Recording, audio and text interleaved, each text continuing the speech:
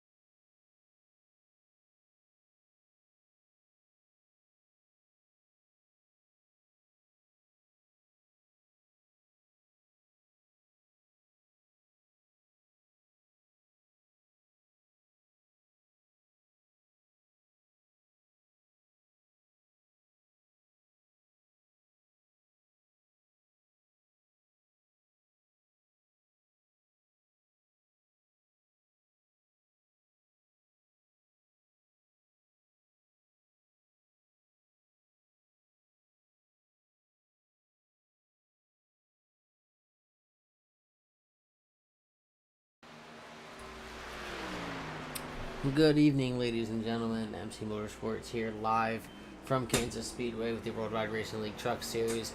I'm Jonathan Kingspear. Alongside me is Michael Matta, as always.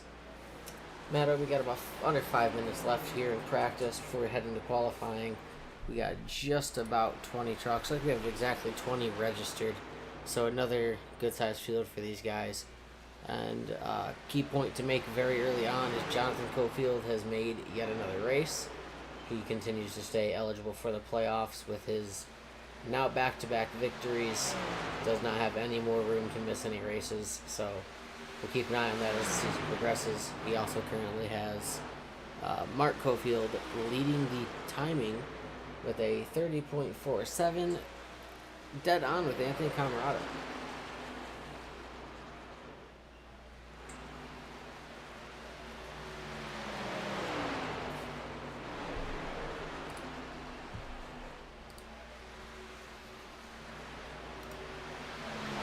Yeah, Jonathan,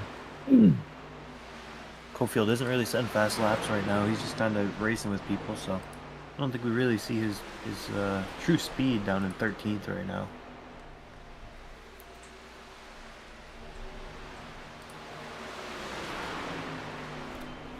Something to note for this race is track is really cold, so usually you'll run Kansas and the really fast way around the track will be the top. But this time I think we might see the bottom be a little bit better. Talked to a couple drivers before the race. They're They're saying there's going to be some comers and goers. There's going to be people who fire off quick and hurt their tires, and there's going to be people who can sit back and save the tires and come back later. So if we get some green flag runs, I think we're going to see comers and goers.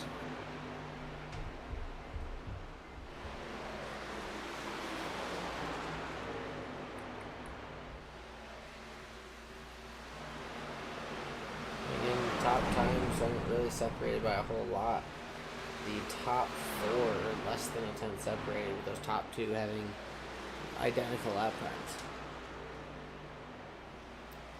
Yeah, that's not something you really usually see in practice.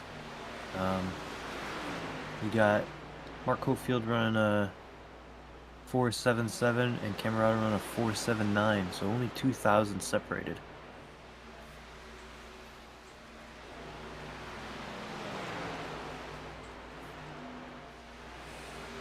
And some of our faster drivers like Tanner Coster and Jonathan Cofield currently with an 11th and 15th place lap time here in practice.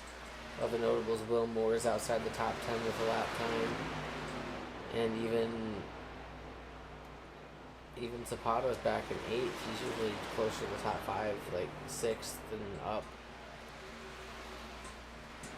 something we were talking about when these guys introduced extra practice is guys doing more practice. We got Kevin Stanley and Mark Cofield doing both about 70 laps. That's almost a full race there for these guys. So those are some guys we'll have to watch, see if that extra practice really helped them. It was really nice to see some of these guys taking advantage of that extra practice time to really work on keeping the truck clean. We can try and keep them cautions as limited as possible.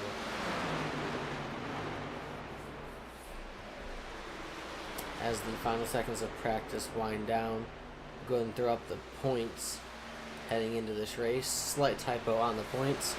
Will Moore down in 7th has 228 and not 28, so there's a slight typo there. But everything else should be accurate. You got Tanner Coster leading the way, has the regular season points lead at the moment, as well as the playoff points lead. Is leading by 12 playoff points over Jonathan Cofield, who has gained 5 apiece the last 2 races with those wins. And then Nicholas Lamb has 9. Javier Zapata's got 6. Tyler Johnson's got 5. Those are all your drivers locked in with a win at this point.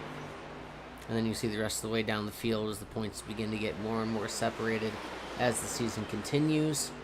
Back near the cut line is a little bit tighter, but overall the field is starting to spread out quite a bit. Yeah, there's some close points battles going on, but there are some big gaps. It's not as close as it used to be, and we knew this would happen as we got through the season. Still some good car counts, so these points can shift in every single race.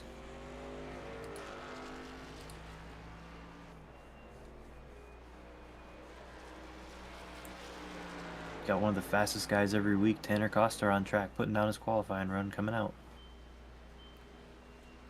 You can see him trying to get a little bit more grip in the tires, a little more heat with some swerving coming off of the pit road.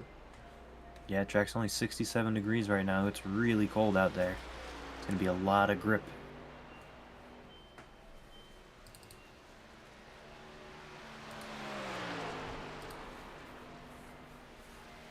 Be interesting to see which line these drivers choose. I think the top might be good for the first lap, and then if you want to do a second lap, I think the bottom will be a little bit better.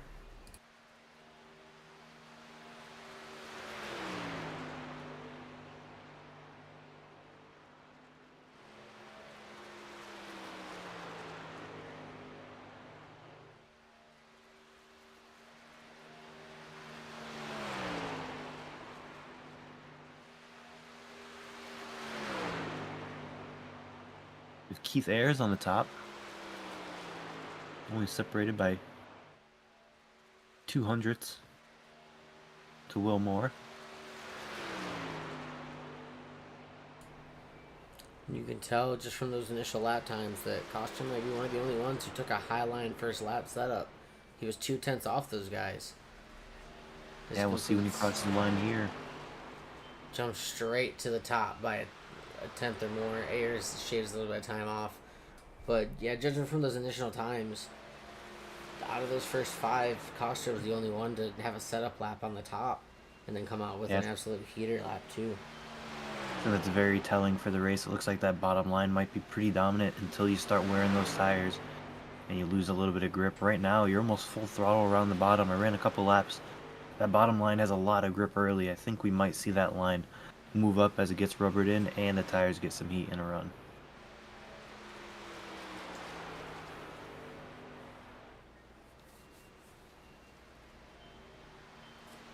As we look on with Jade Feathers here. Camera's jumping around a little bit. We'll resume that lap right there with Jade. Dives down onto 8 to the line. And that was lap 2, went from 7th up to 6th, only gained a spot as of now. Go with Kyle Lover here.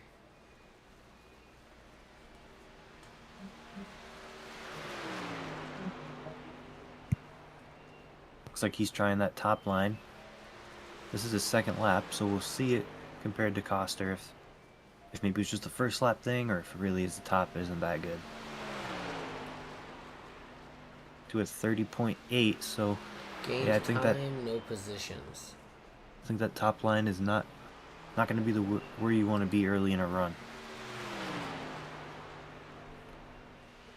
Ryan O'Toole just completed his first lap, currently on lap 2.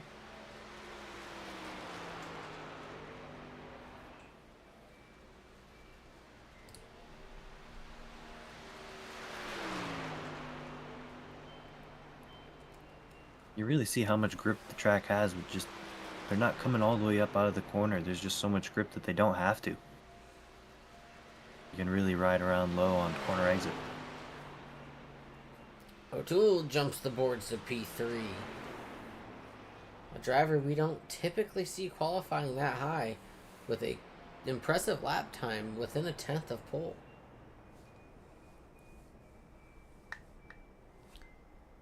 Someone we usually see have maybe not the best speed, but they've been up front due to strategy a couple times.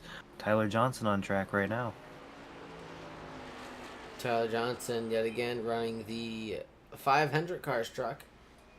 I will repeat as every week, that is the 6. The number 5 is piloted by Kevin Stanley Jr. So we'll see that truck right here. The Black Rifle Chevrolet. So that is your number 5 driver. I think he's been running a different paint scheme every week. It does seem that way. I don't think I've seen a consistent scheme out of the number 5. Matt McDonald also out on track in the 11. Looks like he's got a new scheme this week as well. Yeah, these are a lot of the fast guys coming out late. So we might see a lot of jumping around at the top. McDonald has a giant Ram logo on the hood of his Toyota. He's getting ready for next season.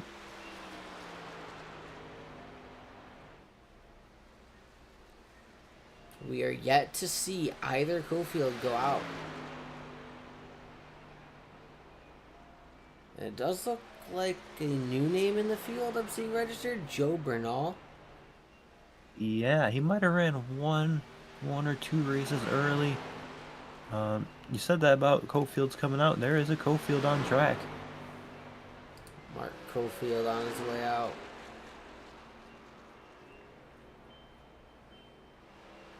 We have Matt McDonald coming around. Finish his second lap here. Tyler Johnson jumps to P2. 300ths off of Tanner Coster's pole time. Back to Matt McDonald as he crosses for lap 2.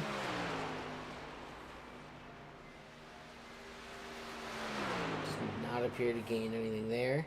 As Kevin Stanley Jr. jumps to P3 on the boards. Yep, these are these fast guys coming out late. Camerata coming around to finish his second lap, coming out of turn 4.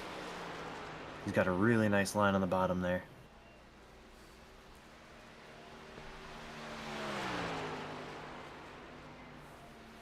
Jumps up to all P2. the way to P2. Camerata with a fast time.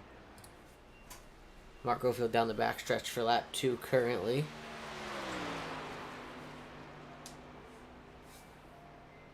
He's right against that white line. We saw that work for...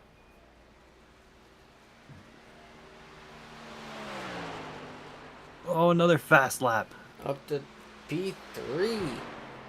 There is less than a tenth separating the top 9. 2.5 minutes left. 2 drivers yet to put a time down. Jonathan Cofield, Joe Bernal yet to go on track.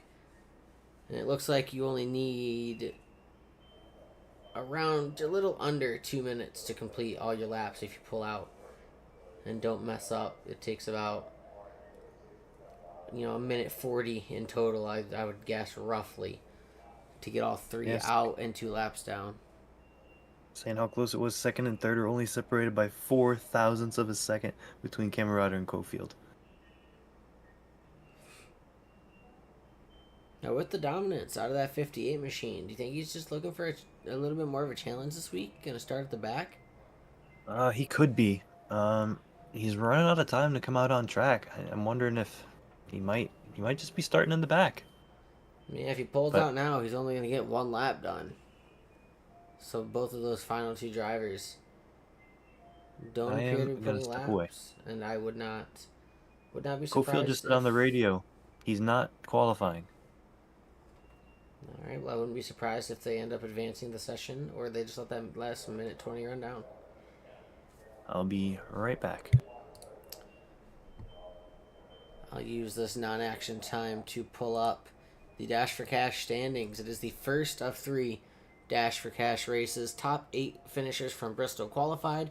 You'll see them listed there. Javier Zapata, Kevin Stanley Jr., Keith Ayers, Jeffrey Smith, Anthony Camerata, Reginald Harris, Wilmore, and Tyler Johnson.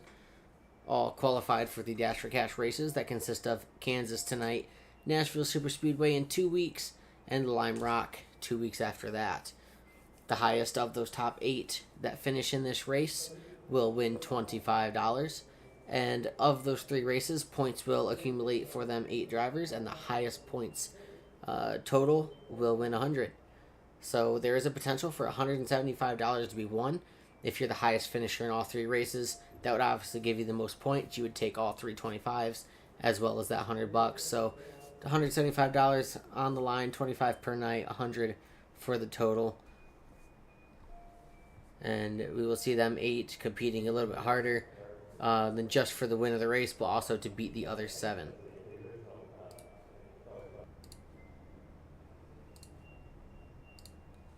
As everybody is gritting up, I'm going to try and grab our pole sitter Tanner Coster real quick.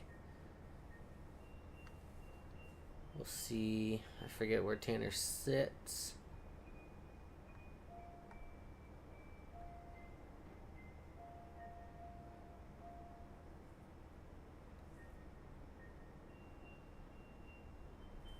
And does not look like Tanner is available at this moment. So we'll go ahead and take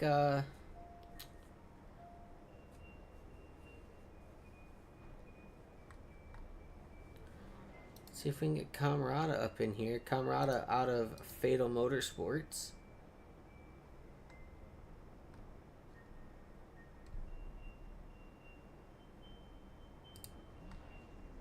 Anthony, it's Jonathan in the booth. Got a copy? Yes, I do. Well, unfortunately for us, the booth, we're looking for our pole sitter Tanner Coster, but with your lap time being as close as it was, it's almost the same thing. You're sitting on the front row, P2, got 100 laps ahead of you. Just give me your outlook for the race and what you think is going to happen. I don't really know how this race is going to go, honestly. For me personally, I just want to make it through lap 1 this week and not get involved in anything. And starting up front is a good way to not be involved in anything. Absolutely. Well, there's a lot of fast trucks in the field tonight. The entire top 10 was separated by a tenth or less. So, yeah, tight field. The dominant guy of the week is starting at the back, Jonathan Cofield, so we got to watch him for flying through the field. But I see you guys heading around track. I'll send you back to your team, and good luck tonight. Thank you. I am back.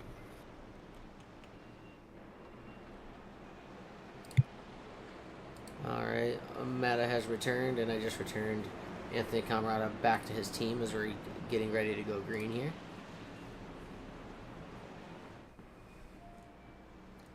Pace car is off, down into the start zone. Green flag is in the air, and we already have a jump to the outside. That was Kevin Stanley Jr. thinking better of jumping to the outside that early. What we're really going to have to pay attention to, who's going to go and who's going to fall back, who's going to save tires, and who's going to want to go to the front. Another one of my favorite things I like to do early in a run, just go to the leader and look back. Tanner Coster's DuPont Chevrolet looking back on the field, leading the way after lap 1. It really gives a perspective of how calm the leader has it. Well, they're not calm, they're real anxious up there, but you're not racing anybody. It's really clean. And clean air always feels really good. Doesn't matter the track or car. If you've got nobody in front of you, you're going to feel a whole lot better than everybody else behind.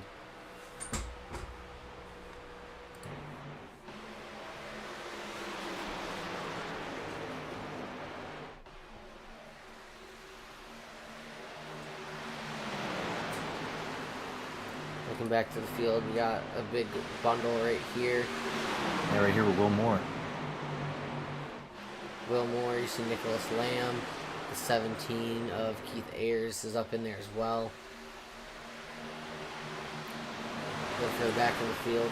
The bright red car, McDonald, is leading that little group at the back of the pack. Back with Sleeping Beauty is almost 3 wide.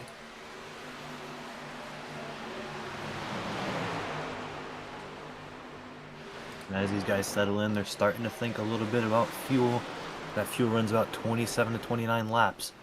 Pretty short runs here today. Could see some guys take some right side tires if they save them enough to gain some track position on green flag runs. Part of your one question answered already. Who's going to save? Who's going to go? Kevin Stanley Jr.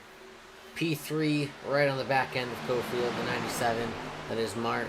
And he's fighting and contesting to take P2 away early on.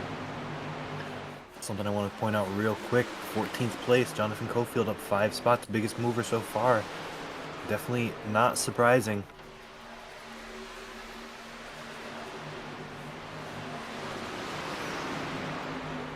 .58 machine, part of the little back group currently that's got a little gap between them and the front. You see the 15 of Ryan O'Toole kind of leads that little group. Reginald Harris, the tail end of the other group. You see Jeffrey Smith bounce off the wall in the entry to 1 there. Nothing too serious. And Kansas isn't a super draft heavy track, but it definitely plays a part, especially with these trucks being like a brick. So that back group might not be able to catch. Contesting for the lead with Tanner Coster coming to lap 7.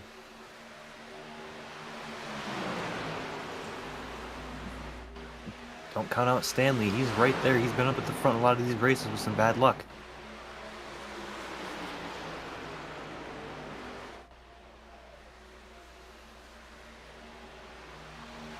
Single file almost the entire way through the field currently. All we can see with this cool track temp, it looks like the real only viable line to make any pass is going to be that bottom. Top just isn't there yet.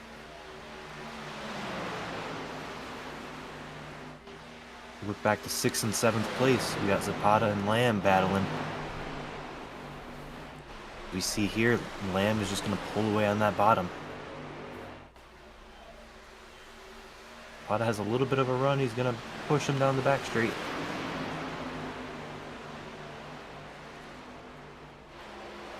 Different lines being ran all over. The best one currently in the bottom. Drivers trying to work their way a little further up, see if anything is viable for getting more speed or making any passes. Looks like 6th place is pulled off that back group, and now we got 3 different groups compared to 2 from before. Got from 6th to 11th, that middle pack. 12th on back is that 3rd pack. Looks like everybody's just trying to feel out what the truck has right now. Nobody's really racing too hard. Got a couple battles, but still real early in this one.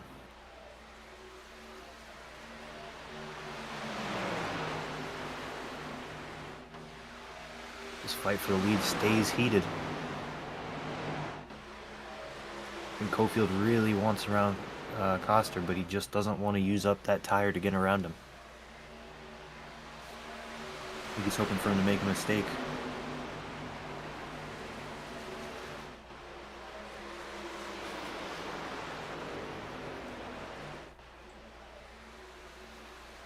As these two start to gap Kevin Stanley just a little bit. Wonder if Kevin Stanley started to wear his tires in that dirty air. You can see him run up the track.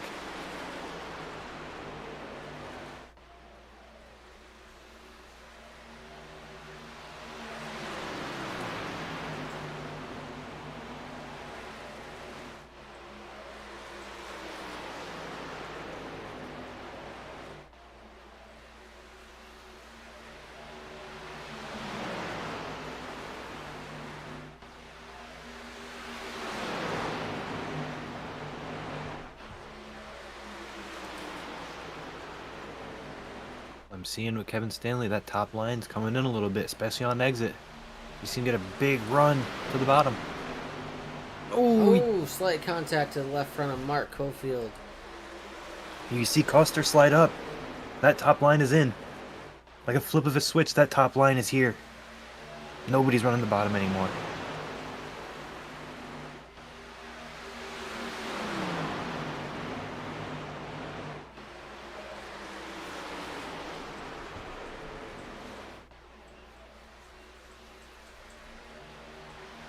See guys now running top and bottom. That top line's come to life.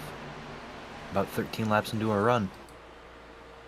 Here's the view again on back from the leader. You can just look back through the corner. Cars everywhere. Stanley brushes the wall. Lets Mark Cofield get to the inside. He's going to fall back to fourth at least. That brings Anthony Camarada by as well. And with the field not as spread out as it is normally, any slight mess up and you're going to lose a position, 2, maybe 3.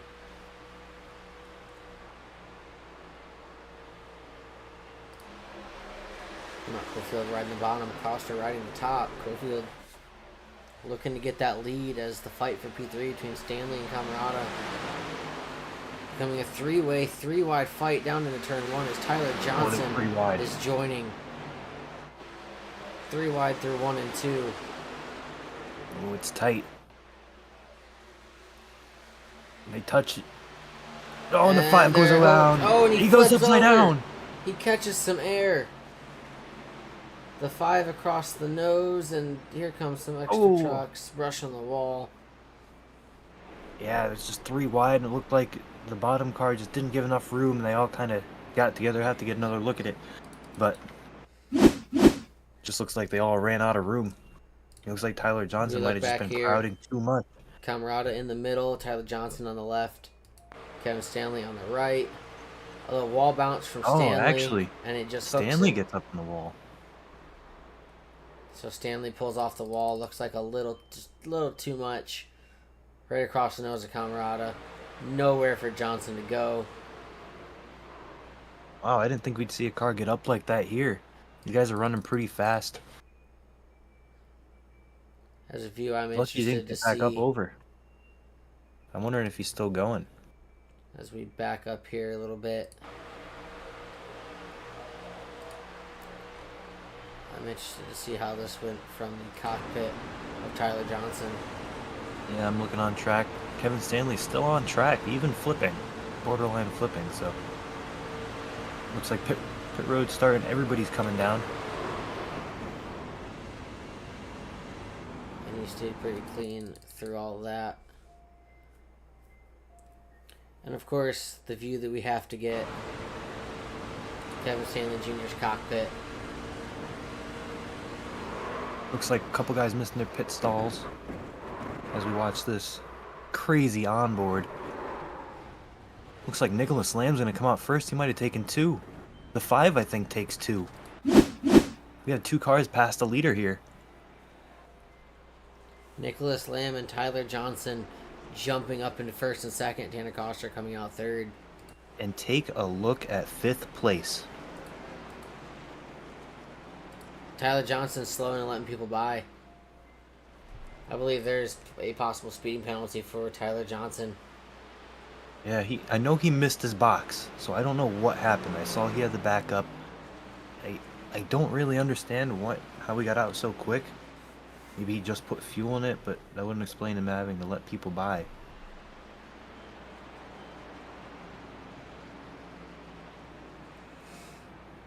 Looks like he's gonna pit again.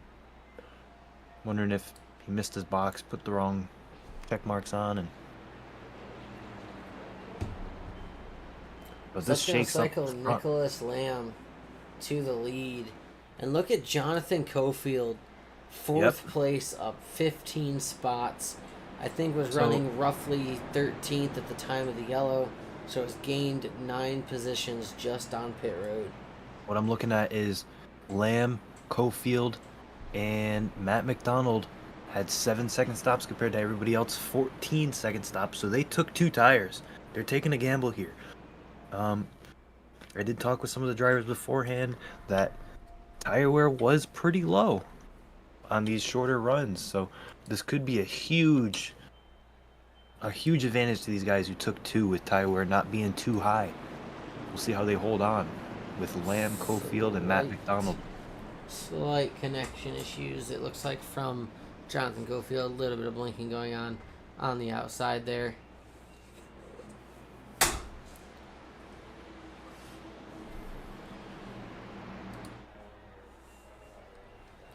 And for this restart, I will send the call to you. As pace car pulls down, Green flag. the leader. We've got Lamb pulling away by a lot. Mark Cofield's right behind him, though. The top line didn't really get going with Coster out there. There's still 2x2. Ooh, to the bottom. Oh, we got a wreck. Ooh, Mark Cofield That's across the another nose big of the one. 77 connects multiple other drivers.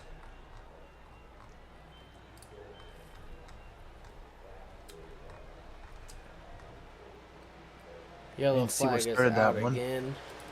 but I did see that Will Moore almost got upside down, too. It was a slight bit of 3 wide-ish. Just wasn't clear up for Mark across the 77's nose. Again, collects Will Moore. Ooh. Multiple other trucks collected further down the field there. And what I was noticing is that the 37 of Lamb didn't really get going through the corner. I'm wondering if just a little bit of heat in those right or the left sides hurt him there on that restart. Cockpit view there for Coster. You can see he did lift. Right here, someone gets... Oh, not this truck. And I think I some don't know who it was. netcode exaggerated that tap to the 8.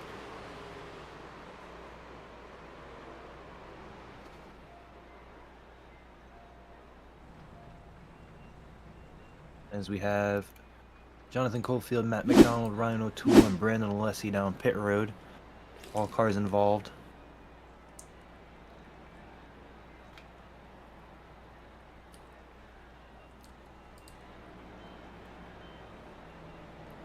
Keith Ayers made a great move to the inside on that restart through turn 1 and 2.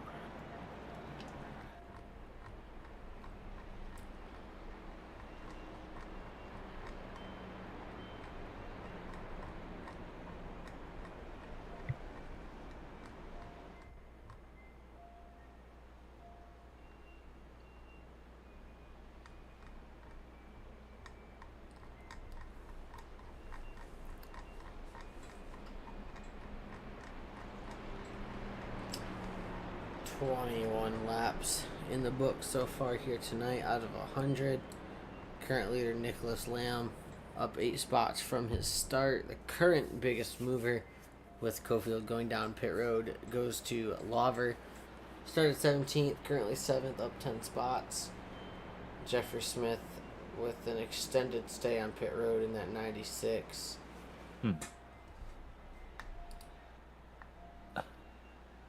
I believe he was one that got collected late in that wreck, ended up getting hit in the right side and turned into the outside wall. I want to point out something really quick that I'm noticing. I'm noticing that these guys...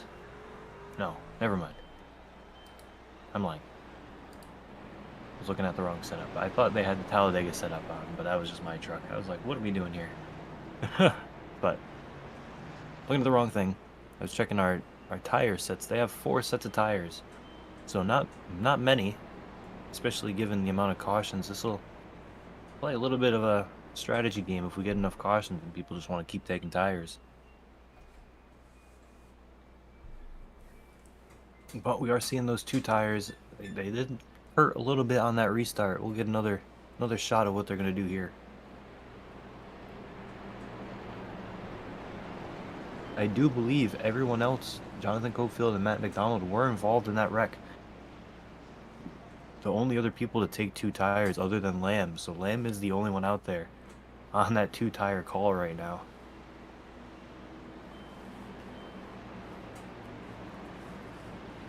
Pole sitter and race leader before the yellows, Tanner Coster, is sitting P3. You can only imagine that he wants that lead and that clean air back. Green, green, green. Really good jump Waits from till both late lines. to go, but he gets a good jump. Pulls Coster out in P2.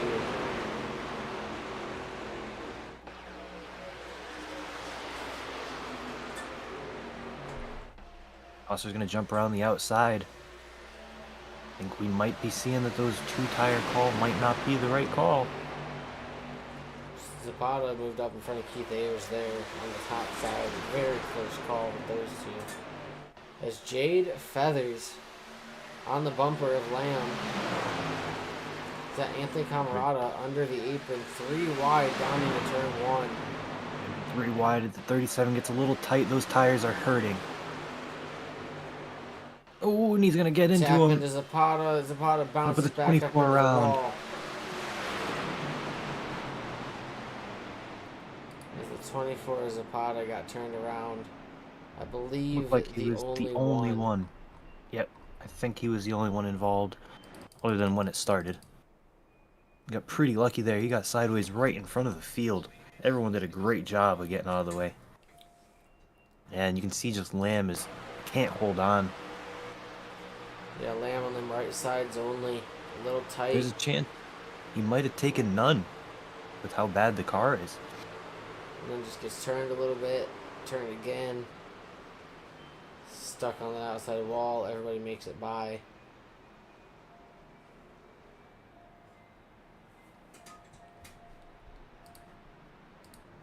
Tanner Coster, your leader. He was ahead at the time of the yellow. That 24, real unfortunate for him, is he is in that Dash4Cash, something we haven't mentioned too much yet. Right now our leader for that's Camarada in 2nd place. As Nicholas Lamb's going to come down pit road. I think he knows that those tires are not working. I'm almost wondering if he didn't take any tires, just filled it of fuel. I think 2 tires would have held on a little bit better, but...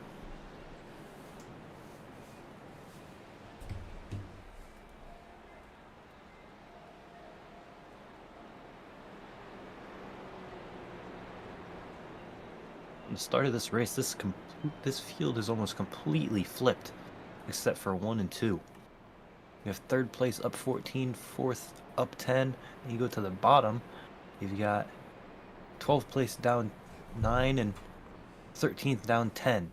So this field is completely flipped with these cautions. So the fast guys are in the back from qualifying, and the slow guys are in the front.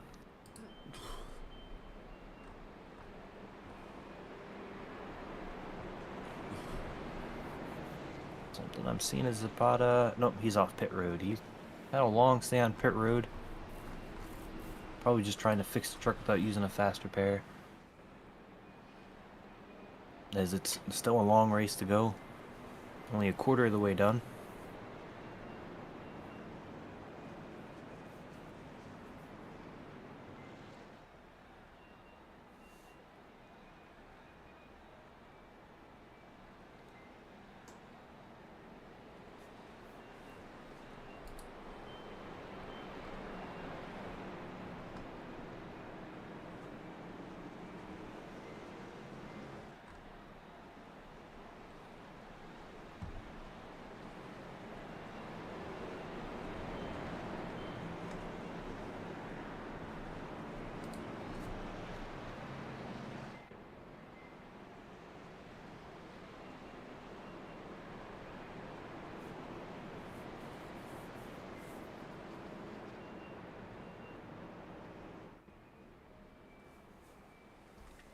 Lights are off on the pace car here. We're looking to go back green this time.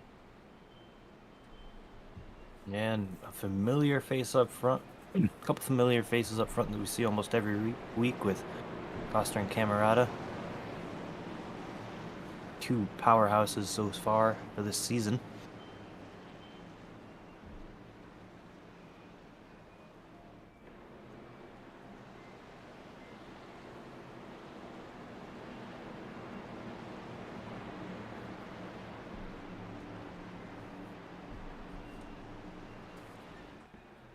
Pace car's off.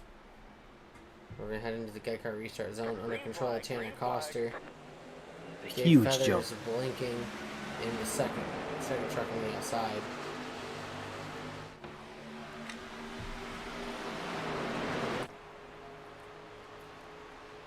Leader all alone out in front. Everybody else almost too wide.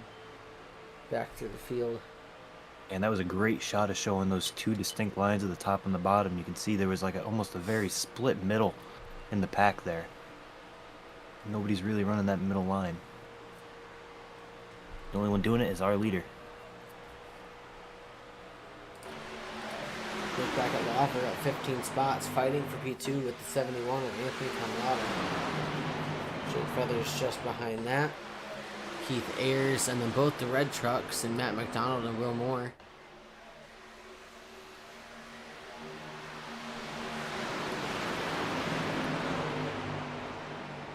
.113 Original Harris, Brendan Resler, side by side here.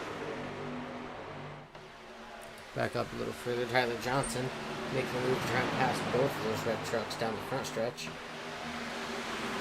And this is a place you can use that front stretch almost like a dog leg. You cut off a lot of time, but you gotta be careful coming back up. Drivers on track are not required to leave room if you come back up. A lot of people will, but there's some that will pinch you down there. Back to our leader, Tanner Coster, out in front. Coming to lap 31 out of 119 cars still on track, all on the lead lap.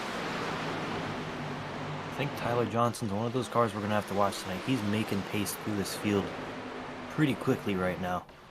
He passed the two red guys, and now he's coming up on another truck. Just another lap later. He's coming quick.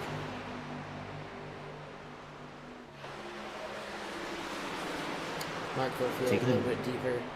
Too wide with Jonathan Cofield. You got the 79 with Brandon Ressler involved. Oh, we're going to send it 4 wide.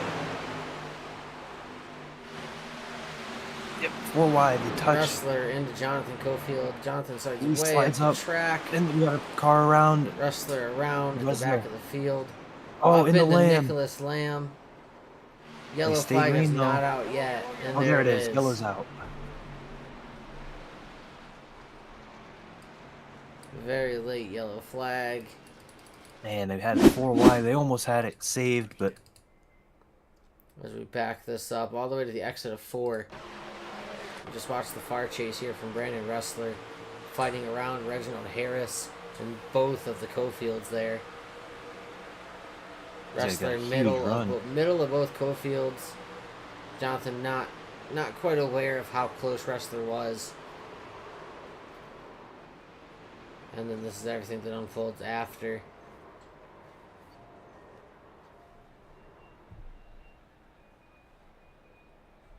and that's it. Just like we were saying just a lap ago, where you can use that bottom, but you got to be careful coming back up. We saw Cofield come up and hit the other guy. There was And a it's caused truck chaos. widths and single lane room, but that was it, and he tried to take more. Looked like unaware that he stayed as low as he did. But probably didn't Jade realize that Feathers. there were 2 trucks above him. Coming down pit road. Jade Feathers, Kevin Stanley, our 2 cars coming down pit road. I think Kevin Stanley might have a little bit of damage, but I think Jade Feathers is the only one who's come down Nicholas without Lamb damage. definitely has damage. That left front, no fender. Yeah. It's tucked down in there. With this track being Fortunate for Lamb. so downforce heavy, he's gonna have to get that fixed to be at least a little bit competitive out there. You Use see his that fast repair. pop back into place, fast repair used. Now Ressler Staying on track after all that. We'll see how the front of his truck looks. I mean, it's some contact. It looked like Lamb took most of the force from getting pinched into the wall. There's not a lot of damage on this 79 truck. Yeah, he might have gotten away with one there. As you see, he's passing Jonathan Cofield there. Jonathan Cofield not really having the speed that we thought he would today. Right now, looks like he might be waiting on people.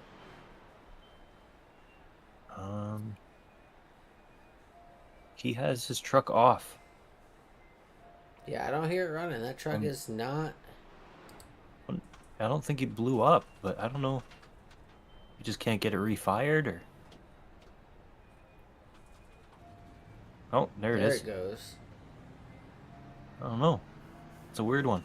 They can't make it on. They definitely can't make it on fuel here. They can only go at most like 31 laps if they're really saving, and we still got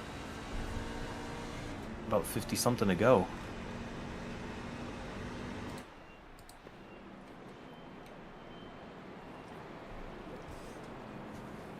Lights out on the pace car yet again. Lap 35 of 100. Under our fourth caution of the night. Tanner Coster, pole sitter, out in front for most laps at this point.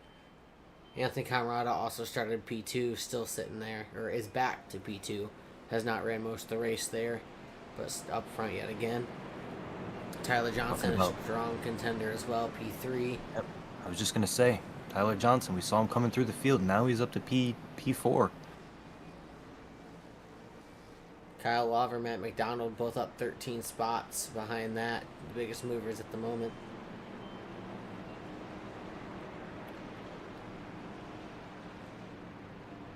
As the pace car peels off, it's going to be another Coster-controlled restart, as we've seen many times this season. Green, green, green. He's so good at getting a jump. That outside line stays pretty well there.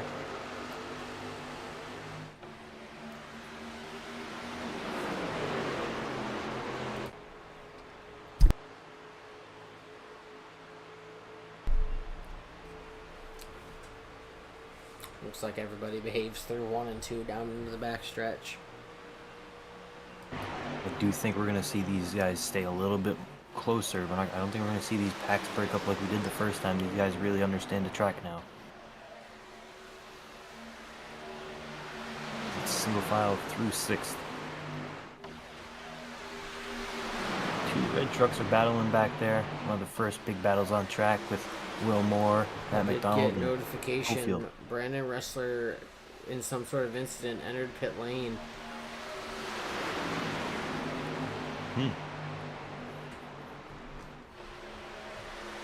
Here comes Tyler Johnson up to 2nd place. He's going to slide up. Does he have room?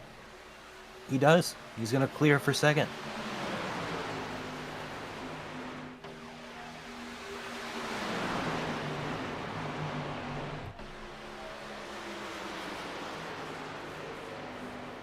I said at the beginning of this, he doesn't usually have the speed. He usually does it on strategy, but he is here today with speed. He might be the fastest truck tonight.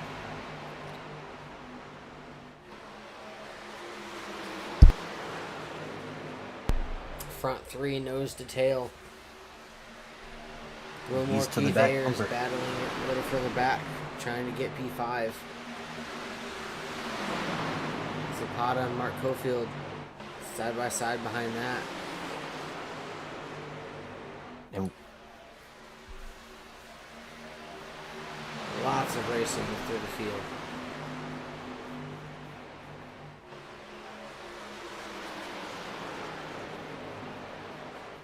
you see Tyler Johnson starting to run that top line.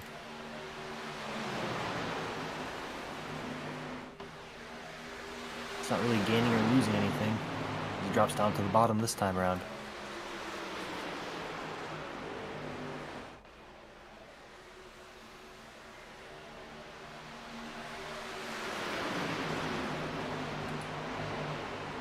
Zapata, Cofield, Ayers, Moore, all still going at it. Middle of the corner. Both sharing the middle lane through the corner there. Zapata getting that little advantage, cutting the front stretch a little bit. They're still side by side.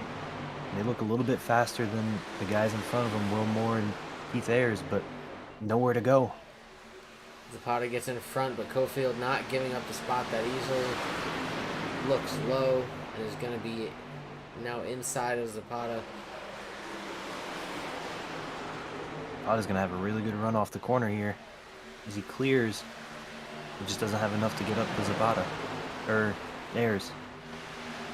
He got there. Wow. I didn't think he'd have enough. Zapata making charge, getting past Cofield, now getting past Ayers. Side by side at the 17 is Will Moore making a contest with Lawver up there now. Yeah, these guys, Will Moore and... Oh, we got Zapata sliding up into Ayers. Almost took out Mark Cofield. And Ayers suffering big from that one. Lost a lot of speed.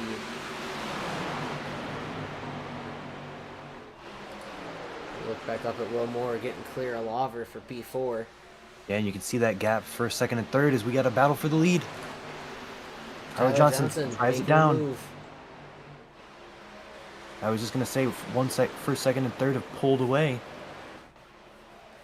As now it's just first and second, tied by side, coming to the line. Johnson's going to lead it. Pass not entirely complete. He's clear. As he's made it clear of Tanner Coster. Slides up in front. Looks like Coster's got a slight run off the corner. Not taking it anywhere just yet. And what we did see was about 13 or so laps into a run, those tires started to hurt a little bit. I'm wondering if we'll see Johnson fall back Coster on a long run.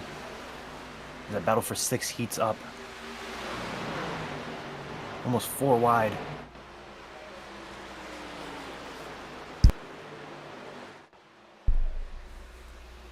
You can see that whole group back there, way separated from the front 3. Will Moore, P4 is all by himself as well.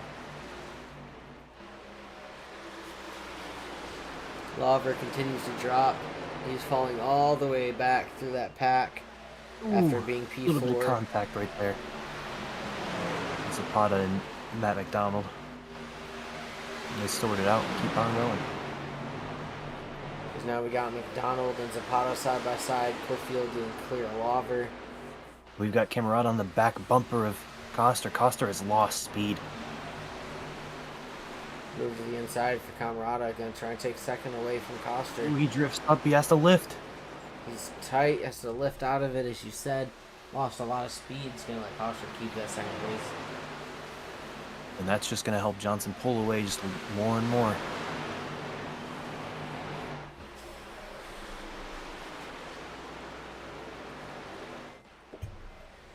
Tyler Johnson looking to continue to battle back through the season after that penalty a few weeks ago. He has shown speed as we have Kevin Stanley off pace. Not Kevin Stanley. Who's that? Lawver. Kyle Lawver. Lawver's going to bring it down pit road. Yeah, these guys are really close. Some of these guys haven't pit since lap 17. Lawver, They're right after on the fighting money. for P4 with Will Moore, fell back through the entire field and then brought it down pit lane. Something I'm noticing, Tyler Johnson is on 10 lap newer tires than those guys. I mean, we did have some caution laps, so that helps those other guys, but he's going to be quicker. These guys are going to have to pit here soon. 31 laps into a run. I said it was about 27 to 29. I've had a couple cautions. Deeper in the field again, you got Jonathan and Mark Cofield fighting with Javier Zapata. Keep an eye on that 8 car. He's pitting this time, he said over the radio. He's got some cars behind him, though. Calling out the pit over the radio is a smart move. Don't want anybody to follow your line through the corner and rear end you as you're trying to enter. Both Cofields almost come together right there. Oh, they touched on the front straight 3 wide there. I don't know who that was, but they kept it going. Keith Ayers is on pit road currently as well. We missed that one. Yep. Back to the front. Tyler Johnson's grown a second lead over Tanner Coster. Time by, we got Camarada coming in from 3rd place. We'll see how smooth of an entry we get here out of the 71. Ooh, he looks quick. He's gonna get down to pit speed. Ooh, the 96 spins behind him. Jeffrey Smith. Jeffrey Smith spins on the pit road entry. Gets it back going again. Wilmore just now leaving the pits. Jade Feathers has moved all the way to P3. And as he's doing that, we got Tanner Coster coming into pit road out of turn 4. Tyler Johnson down as well. Leader and second front place of him. both down.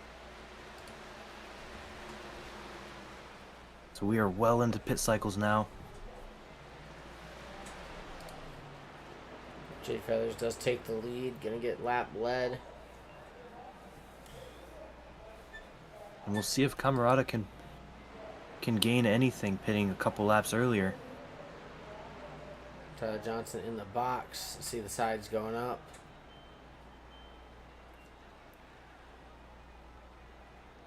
Both sides of the truck have been raised on that number 6 truck. Same thing for the 77. He's gonna come out. Where's Camarada? Camarada's just past the line right now. So it looks like not much time was gained there pitting. Getting the cockpit of Camarada, you can see he's going to run turn 2. Tanner Coster is 5 right there seconds up back. in front. So we've still got 5 cars still on track that haven't pit. That being led by Jade Feathers. They can go another 7 to 10 laps here. Jade Feathers and Nicholas Lamb, Cofield and Zapata are gonna have to pit in 2 or 3 more laps.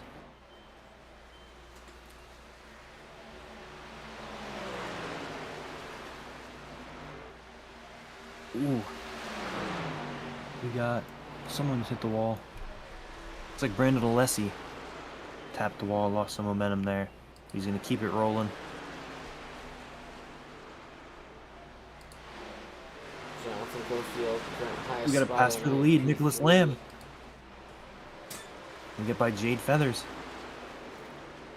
As Zapata slows it down, turn 4 and brings it down pit road. Looks like Jade Feathers is coming back again for the lead. Nicholas Lamb tapped the wall going in.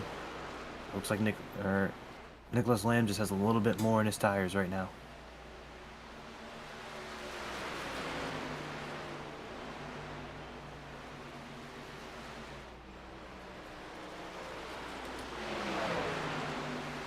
We got Cofield coming in for his pit. Jonathan, that is. And Mark Cofield. Father-son duo playing strategy together. Because that'll leave only 2 cars. Only 2 cars on Side by the side lead for the lap. lead And again. they hit. Dude getting out for the lead before having to pit in. Like it's Yeah, they can the only go last about lap. 5 to 6 laps. And they're really going for it.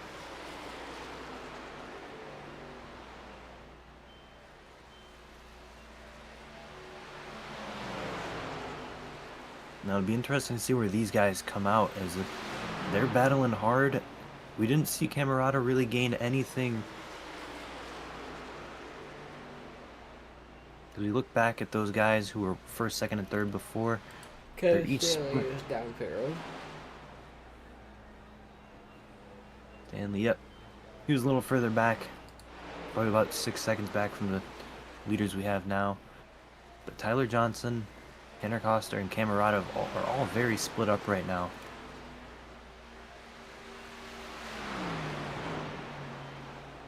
And there is still one more pit stop at minimum in store for the night. They cannot make it from here yet. Yeah, and that'll be around lap, what is it, about 60, somewhere in the 60s? No, the 70s. I think the early 70s they'll be able to make it.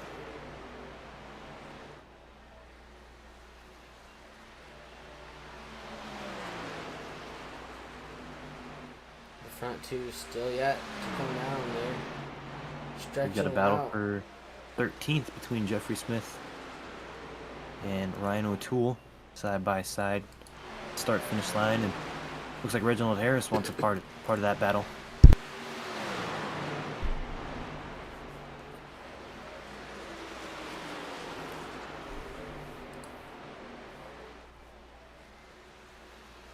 And it looks like Tyler Johnson's going to unlap himself. That would be huge if a caution were to come out right now.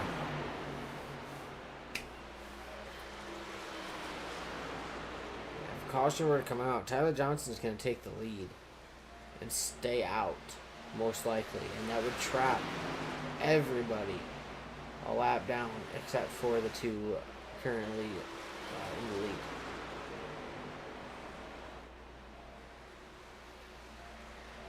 We got over the radio. We've got Jade Feathers coming in next time by. We'll see if Nicholas Lamb does the same, or if he runs a little bit longer. And the yellow Caution flag comes has out. flown. Brand new wrestler Matt McDonald involved. That is huge. That is going to shake things up tremendously. As we go find out what happened. Matt McDonald I think. just gets right hooked. Yeah, and again, that rear end comes off the ground. We've been seeing it in every wreck so far today. Looks like the 79 was just going to try to run really low down the straight. Didn't realize the 11 was flying by like that. Yeah, they just met in the middle there. It'll be really interesting as Tyler Johnson catches the pace car. If he's going to pit or not. If I'm Tyler Johnson, I'm not pitting. Yeah, You're gonna cycle to the lead. everybody still needs to pit at least one more time, even from here. Yeah, if you're Tyler Johnson, you're staying out. That traps fourth on back a lap down. It gives you the lead because first and second of Lamb and Feathers still have to pit right now because they only have a couple laps left in the tank. So it's gonna be a 3-car lead lap. But it'll be a 4-car because there'll be a lucky dog. So that should bring Coster around as well. Yep, first and second pit. I don't know why Tyler Johnson passed the pace car. Exactly. I don't know what. Oh, I see. Everybody's passing the pace car.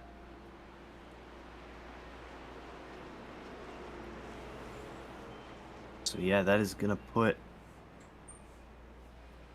Tyler Johnson on the lead lap with Tanner Coster getting the lucky dog.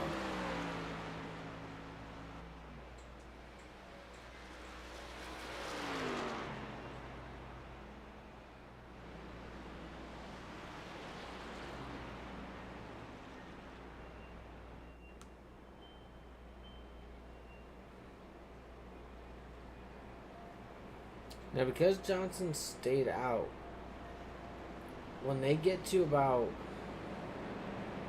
I think that's going to trap about 2 or 1 to green, is that going to make everybody fall back behind him that he's currently sitting behind? I think they're going to go around.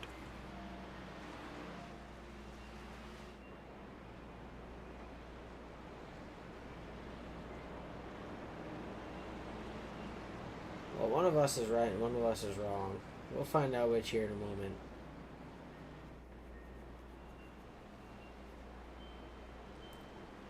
I thought with Johnson staying out, being ahead of everybody, when they get to either 2 or 1 to green, they all have to These fall guys are going behind him. around. Yeah, these guys are getting their lap back because Tyler Johnson was technically the last car on the lead lap.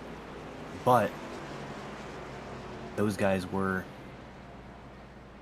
in front of him on track, technically. So that's going to bring, it looks like back to 14. All the way up through 14th, yeah.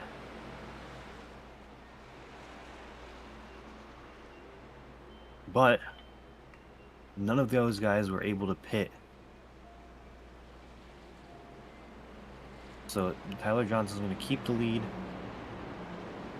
and it's going to put them behind the guys behind him. So Nicholas Lamb and Jade Feathers are going to have 10-lap newer tires than the field. Yeah, Tyler Johnson had one of those earliest pit stops. Pace car is down into the Geico restart zone. Green flag. Green Tyler is Johnson out. with a huge jump. He's as big of a jump as he's going to get as there is. Yeah, and he needs it Multiple to. fresh tires behind. Yeah, these guys have super fresh tires. Not super fresh, but enough that it's going to make a difference. As you can see that lead shrinking already. Jade Feather's going to drop down to the bottom inside of Lamb. Make a run.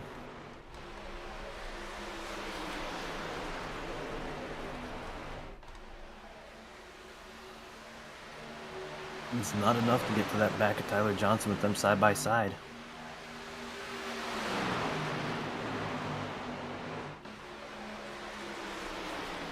Brandon Ressler has taken it down pit lane. He was 3 laps down at the time.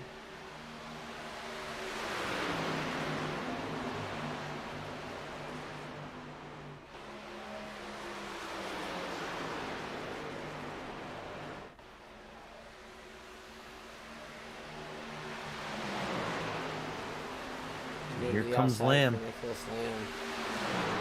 Those new tires are coming in. Johnson's gonna slide up in front of him. Almost into the wall. If anything, brushed it super light. Nicholas Lamb is going to take the lead here down through 3 and 4.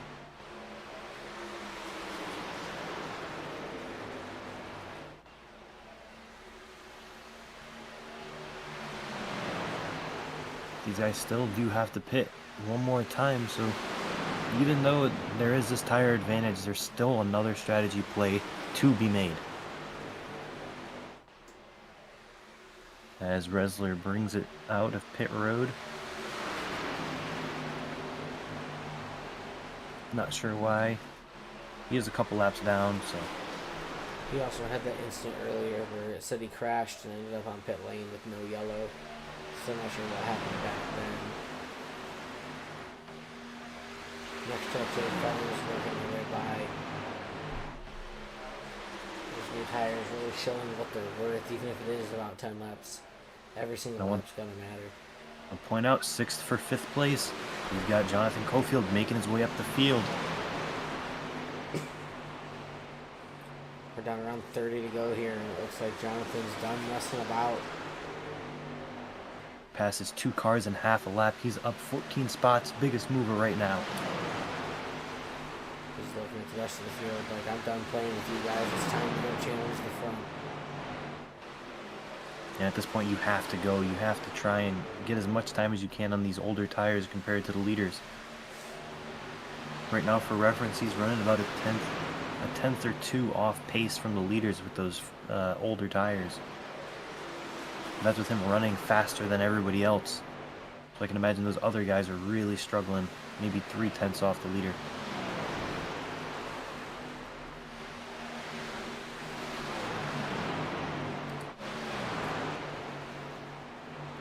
Deep in the pack, I saw about 6 different swaps of P11 between Sleeping Beauty and Keith Ayers. They went back and forth for that position. And they continue to duke it out for 11th place. You've got 2 wide action with Camerata. Camerata's falling back. He was in front of these guys, and he's getting past. He's trying to make that top work for his truck, and it's just not. It's not sticking like he wants it to. Mark Cofield on the outside of Jeffrey Smith. Ooh, some contact. Jeffrey He holds Smith on to sent it. way down the track, keeps it straight. Mark Cofield to the inside of Camerata as well. A little bit of choice words on the radio from Jeffrey Smith. Not happy with Mark Cofield there.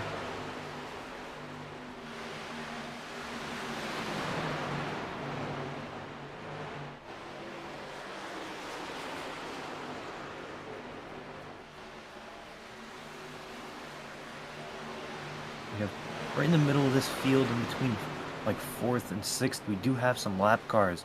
It's almost like lap traffic in the middle of a race. Is Coster's struggling to get by, and that's going to give Cofield a huge run. He had a hard time getting by the 15 of Ryan O'Toole. It's going to give that spot right to Jonathan Cofield. Yeah, there's about 3 or 4 cars right here that are just lap cars that were able to be in front of the guys who got the wave round because they had lucky dog, and the longest line. Oh, as the 15 gets in the wall, it's going to be put 3 wide. O'Toole just Trying to trying to make it stay through out it. of the way there. Jeffrey Smith is into the pits. 25 laps to go here at Kansas. Yep, and they are within that window. The window's open for fuel for everybody.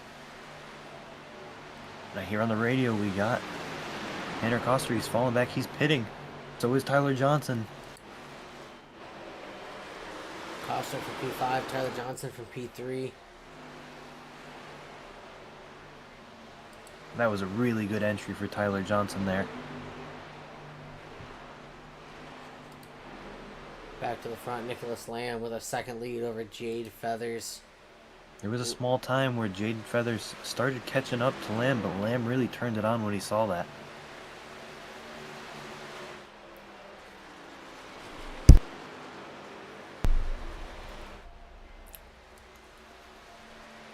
As we talk about Jade Feathers, he's going to be coming down next time.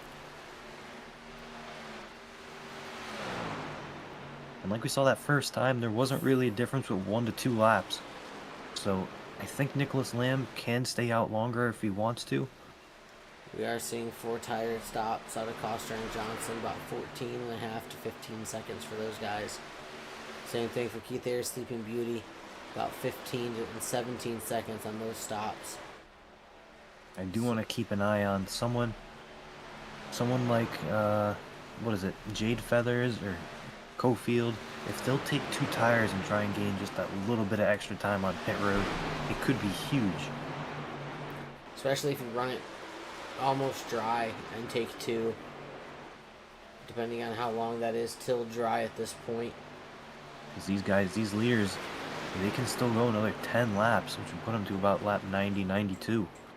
I think is the end of their window, so there's a chance they could just gas and go. Camarada and Alessi coming down. There's Jonathan Cofield making his entrance to pit road. We see Will Moore coming down as well.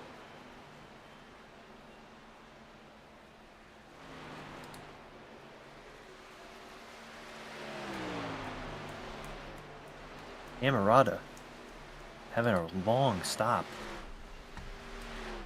25 seconds on pit road. Yeah, currently at the Something's gone 30-second marker. I wonder if that's a speeding penalty. Speeding penalties are lengthy holds under green flag, I believe.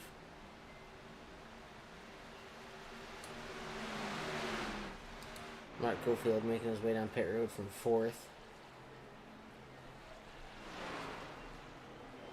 Going with a quick stop was Will Moore.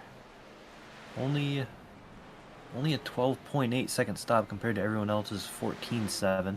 So he gained 2 seconds on there somehow. Nicholas Lamb is down. Camarada with a 55-second stop. That math does add up to have approximately 14 to 15 seconds and then a 40-second hold.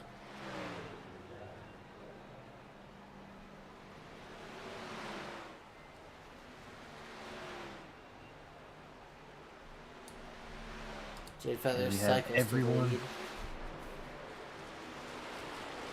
Kevin Stanley down pit road as well. So everybody but the top 2, Feathers and Zapata, have been down Yep. pit road. You can Like see I the said, gap. Jade Feathers can still make it another 10 to 8 laps, so he has some time to work with. Zapata can only make it about another lap or 2. But everyone else behind them has pit. The field is really spread out right now. Cars all over the track. Closest battle is for 5th, 6th, and 7th. Ryan O'Toole up to P5. And Reginald Harris. O'Toole was one of those lap cars from before. Has not been down since lap 62. So O'Toole will need to pit again as well.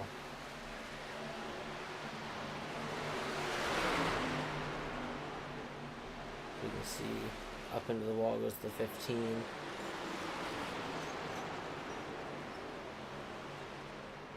As there goes the Pata down pit road. Yep, and that leaves one.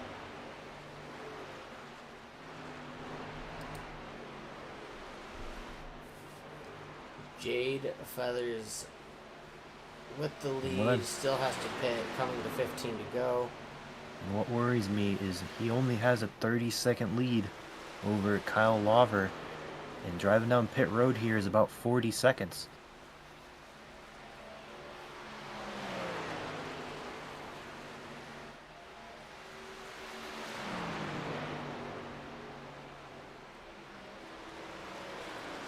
So I think his only option now is to run it as long as he can, hope for a caution,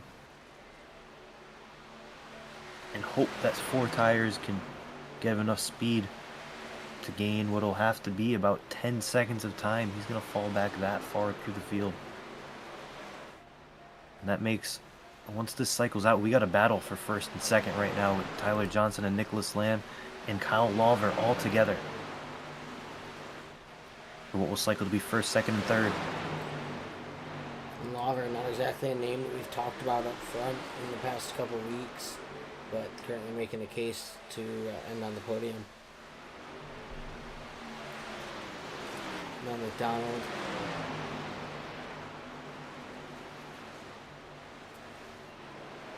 And I think these might just be the 2 fastest cars on the night with Tyler Johnson and Nicholas Lamb. They have been consistently up front, running fast, running up front. And this is really the battle of the 2 fastest tonight.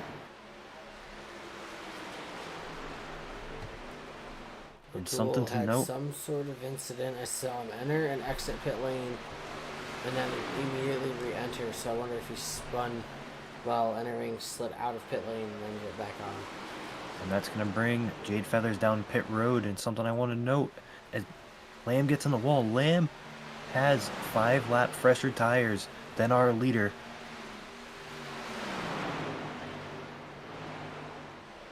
So this is Tyler Johnson's race to lose right now. He has to play good defense. Feathers down pit road.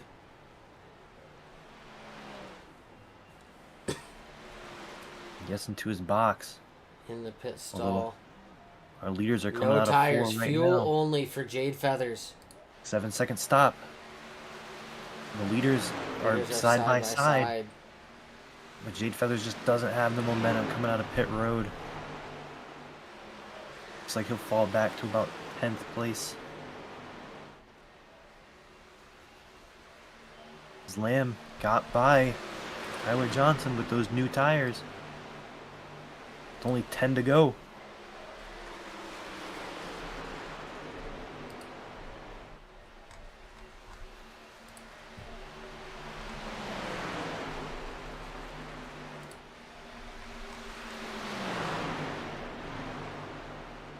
Dealing with lap traffic, to get by it pretty easy. There's not any more lap traffic.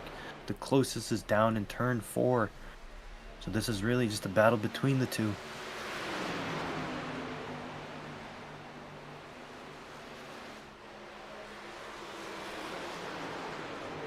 And Tyler Johnson gets a little tight, and so does Lamb. They're both really wheeling this right now. They both want it. This would be Lamb's first win if he gets in, right? No, Nicholas Lamb won the season opener, I believe it was, at Daytona. Opener. Ah, it's before I was here. Yes, the Worldwide Racing League brought us on with week 2 at Atlanta, so we did not get coverage of their Daytona race. But don't look now. Half a tenth quicker, Jonathan Cofield. In 3rd place, you can see him at the back of the picture there. We got the view out of Cofield's front end. You see into the wall, banging doors up there off of turn 2. And that's with lap traffic. Tyler Johnson. It's not with the leader. Johnson's really struggling. Johnson's battling the 5 of Kevin Stanley. 7 of Brandon Rustler is just behind that. Nicholas Lamb out in front by just over a second with 7.5 laps to go. From that time by, Cofield was about a 10th slower than Nicholas Lamb. Nicholas Lamb's pulling away.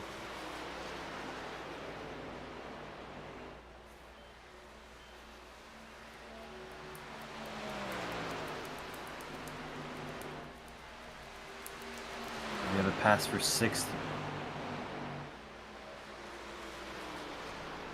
Keith Ayers getting around Jade Feathers. Those old tires really starting to hurt.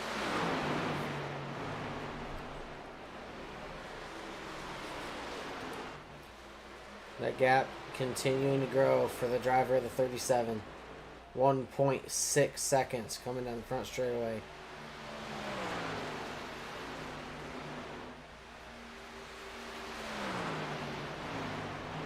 Cofield was only 0.04 quicker. It's not enough. He's going to have to gain over a second a lap to even get to his bumper.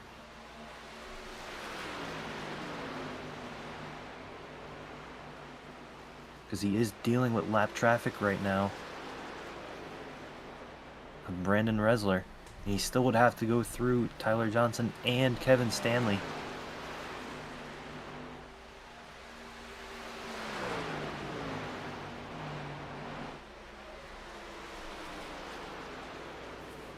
As we enter these final 5 laps, Tyler Johnson in P2 is your Dash4Cash leader. The next closest is Keith Ayers back in P6.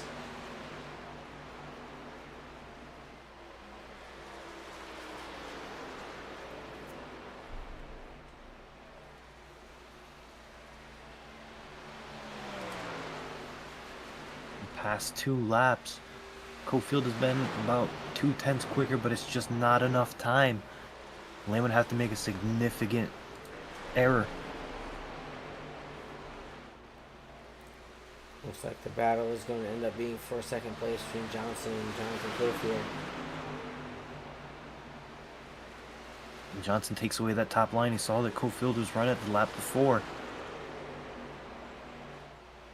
And like we were talking about a few races ago, Tyler Johnson had that point penalty. Every point matters for him.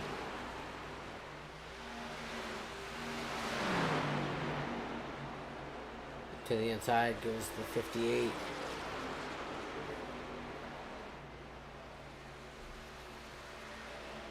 And this side-by-side is slowing down Cofield. He's not gaining on Nicholas Lamb anymore. Because Nicholas Lamb has a 2-second lead. This is just going to be a battle for second place. Ooh, they touch a little bit. Banging doors, 2 to go. Nicholas Lamb out in front. Banging doors is not what Lamb wants to see behind. If anything, he wants Cofield to make quick work of Johnson. And he's going to slide up. Tyler Johnson gives him a bump and Cofield holds onto it.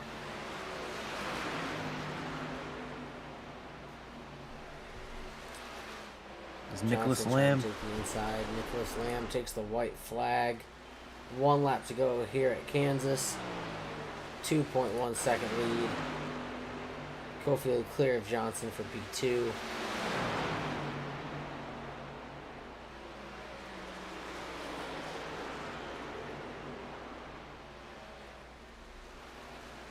Nothing left in the tank for the driver of the 6. Coming through 3 and 4.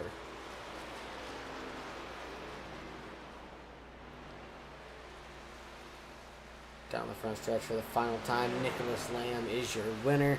Jonathan Cofield grabs P2, and Tyler Johnson, your Dash4Cash winner of the night, winner of $25, and starts the 3-race series with the points lead, aiming to get that $100 grand finale prize.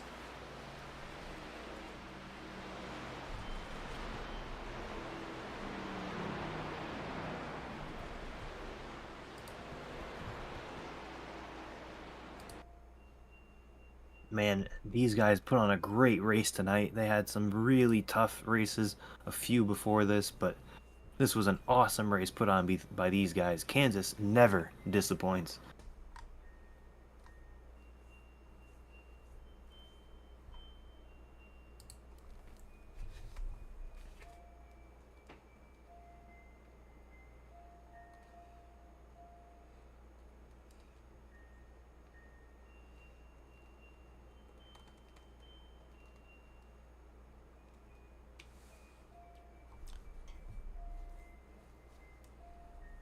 All right. Well, looks like we have Nicholas Lamb extremely ready for his winner interview already in the waiting room before I could even type my message to request them there. So we'll go ahead and pull him up. Nicholas, it's Jonathan and Michael in the booth. You got a copy? Yes, I got it. Got a copy.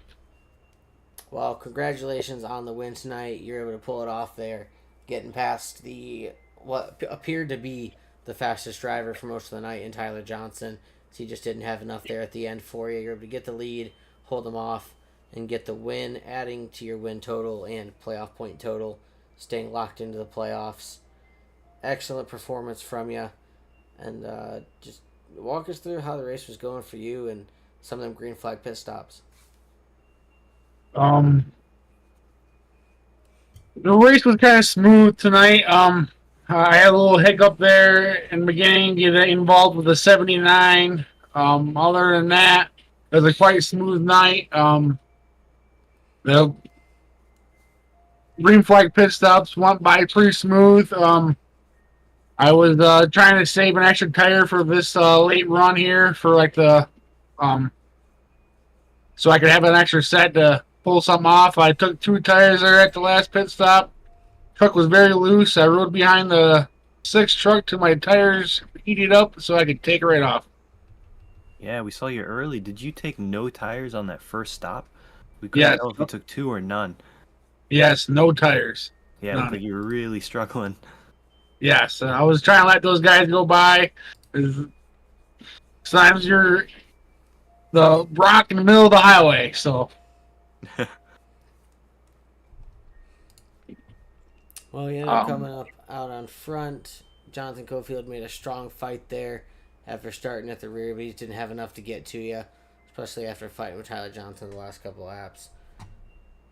But it was definitely an entertaining race to watch. The no tire call you had us, we had some stuff to talk about during that as you were slower than all the fast tires. It gave us some entertainment. We were having a good time watching it. Probably didn't feel the best, getting blown by like that. Kind of trying not to be the bug on the windshield. And you didn't really, nothing bad came of it. I mean, you had your set of tires you wanted. You ended up winning the race. So in the moment, it probably didn't feel great.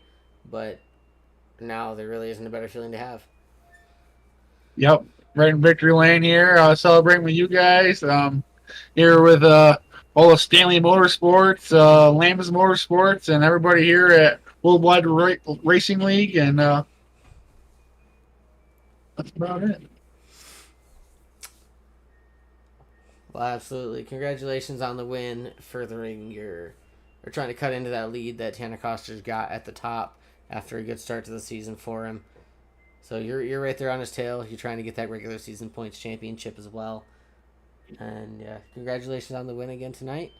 And maybe we'll talk to you again in the future. You've got a really fast truck every week. Well, thank you very much. So does there a lot of the other trucks out there, like Jonathan Cofield, Tyler Johnson, Tanner. I don't want to say his last name. He's fast. Xavier's fast. Matthew. A lot of guys. Even Kevin's pretty fast too. Absolutely. Well, we'll leave you to go celebrate your win and have a great night. You guys too. And there's your race winner, Nicholas Lamb, driver of the 37. Coming on P2, Jonathan Cofield. We'll go ahead and get Jonathan up here now.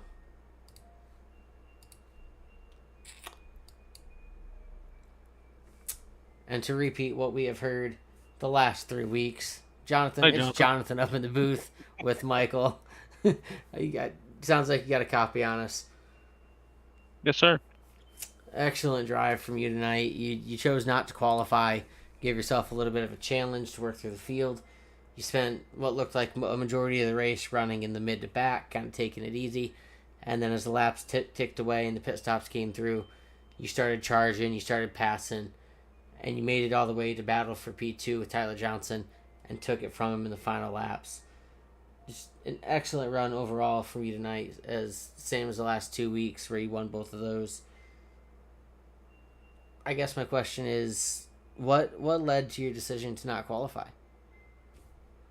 I had some latency issues, and my Oculus, I run VR, so it's not been doing real well since their big update they had when they come out with the Arca car and all that stuff. So I got on kind of late and was doing some changes. I didn't know what it was going to do, so I was like, yeah, I'm not going to qualify. I'm just going to kind of ride around and see if everything flattens out, which it did. I might have blinked once, maybe, but just had some problems today. I'm not able to get on every week like everybody else is and get tons of practice. So I jump in the session about 20 laps or 20 minutes, 15 minutes to go into practice and just try to figure it out from there. We saw you riding around near the back, the middle. At what point did you think, oh, I might have a shot to win? I don't know. There's some fast guys in here. A couple of them had some bad luck. Riding around the back, had an opportunity, missed a couple wrecks. Done a good job on that, but that's some guys just driving hard, burning tires up. A lot of different pit strategies. That was real fun tonight. Everybody wasn't pitting at the same time. I was in the back and not losing me in positions when I pit. So every chance I got, I take a little fuel, see if I could run a little longer. But really enjoyed it tonight. A lot of different strategies. Congratulations to 37. Yeah, it was real fun to watch up here. I'm sure it was a lot more fun on track. Got any shout outs you want to give? Yeah, of course, everybody at Worldwide Racing League. Appreciate y'all broadcasting. Good to see you're not alone tonight, Jonathan. Got you help in there, doing a little broadcasting with you. Can't wait to go back and watch it. Just everybody in the league, all the admins, everything to do to put everything on. Couple cautions tonight. Great job by all the drivers. Congratulations to the top three. Cofield Asphalt Refinishing, Cofield Supply and Service on the truck. SM Racing Products, you ain't got a button box. Go check those guys out. Type in Bandits 1, save you a little money. Well, congratulations on the top two and adding to your playoff point total, gaining 3 playoff points right there.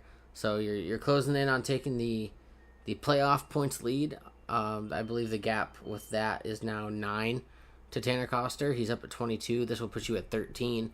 So even though you've missed a bunch of races, you're gaining a bunch of more playoff points than these guys as these 3 weeks have gone on. So even if you don't have a ton of total points, if you make it to the playoffs, you could see yourself, seeded first when the points reset round 1. That'd be awesome. Well, congratulations on the top finish tonight, and you have a great night. We'll send you down to back to the waiting room. Appreciate it, guys. P2 for the speedy Jonathan Cofield there. Here And we now got our Dash4Cash winner. Yes, we got our Dash4Cash winner and Tyler Johnson. He comes home P3, grabs the Dash4Cash prize. Second. Tyler, it is Jonathan and Michael in the booth. Got a copy? Yeah, I got you guys. Excellent race from you tonight. You were putting on a show. You were fast, making passes when it seemed like everybody else was kind of taking it easy, just blowing people's doors off, and had that fight at the end that you lost the position to Jonathan Cofield, but you kept the podium. And I think one of the most important things tonight is you did win the Dash4Cash prize tonight. $25 going to you, and you start the series of 3 races with the points lead, aiming to take that $100. So congratulations on that. Yeah, thank you. It was a race. I don't know. There was a lot of strategy. There was a few cautions there at the beginning of the race. And it kind of, mixed up all the strategy. I think we had like 3 or I think it was 4 in the first like 35 laps. And there was a few different strategies, and it was kind of gonna kind of play out pretty fun there. I thought, and then we got that last caution, and it kind of put everyone on a similar strategy. Um, and I probably sound a little biased, but I was hoping it would go green because I think, I would have had a pretty solid lead, if we went green all the way. Just kind of how it cycled out and everything, but that was fun.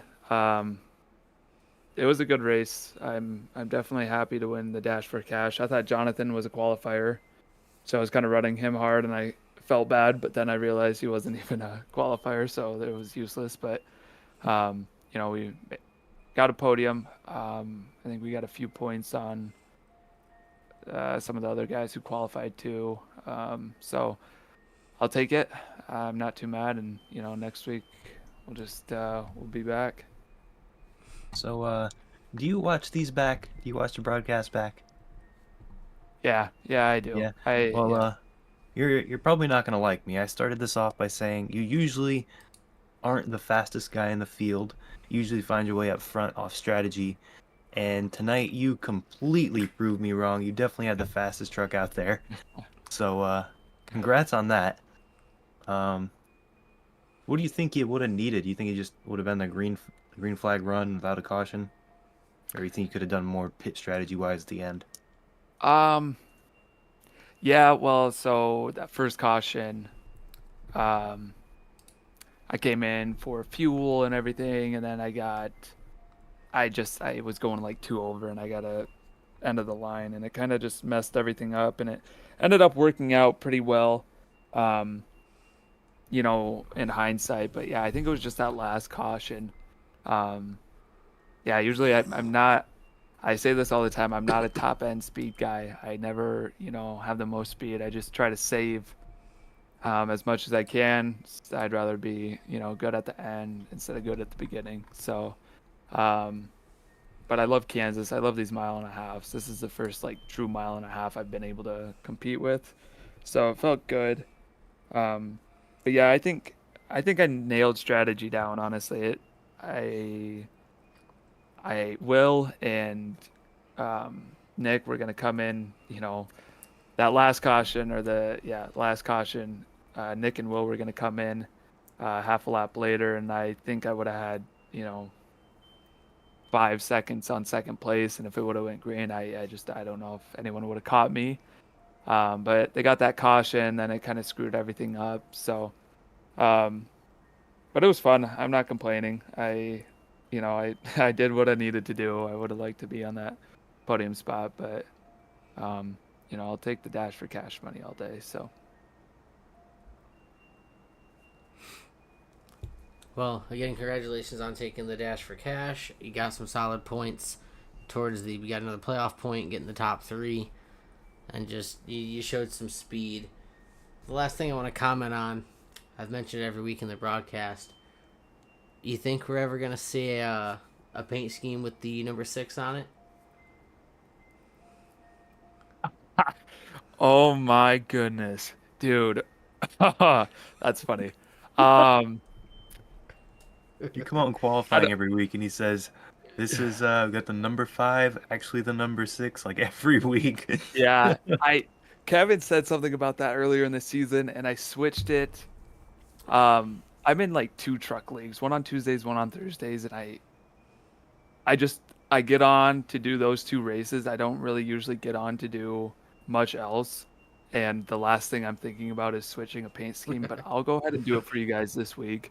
I'll do it right after, we're all done with this. There's no Mark Martin, older paint schemes that are in the number 6, so it kind of sucks, but I'm not going to be able to find you. I'm so used to this car now. Yeah, I think it'll be the strange, Kellogg's but one right now. I can't even remember the last paint scheme I put on, but I think it's the Kellogg's one. The current paint scheme we see it's a Hendrick cars. Okay. It's Hendrick, blue and white Hendrick cars. Weird. I have no idea what I'm running then. I think my trading paints might be a little messed up or something, because that should be my paint. Oh man, I'll have to go back and look. But yeah, I apologize for that, for actually the entire season of doing that. But I'll try to figure it out. So you guys don't get too confused anymore. It'll confuse us more right away the first time we see a number 6 on track, but Yeah. after that, Yeah. after that, we'll be able to find you right away. For sure. Yeah. Yeah. Hopefully, hopefully I'll be out front so it's easy to spot, but we'll see.